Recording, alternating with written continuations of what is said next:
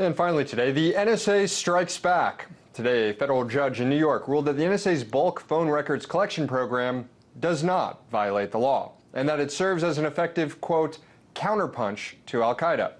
Those were the words of U.S. District Judge William Pauley as he dismissed a lawsuit brought by the ACLU back in June following the Edward Snowden disclosure that millions of Verizon customers in the United States were having their phone data collected and stored by the government. The ACLU argued such collection violated an individual's Fourth Amendment right to privacy and First Amendment right to free association. But in the 54-page decision, Judge Pauley argued the NSA's bulk collection program is not being used in a way that violated the constitutional rights of average law-abiding Americans. He notes there is no evidence that the government has used any of the bulk telephony metadata it collected for any purpose other than investigating and disrupting terrorist attacks.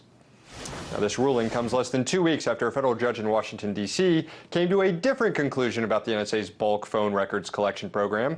Judge Richard Leon ruled the program to be likely unconstitutional, arguing, "I cannot imagine a more indiscriminate and arbitrary invasion than the systematic and high-tech collection and retention of personal data on virtually every single citizen for purposes of querying it and analyzing it without judicial approval." With this latest ruling, it's looking more and more likely that the Supreme Court will be the final arbiter when it comes to the NSA's spying programs, although that will likely take a few years.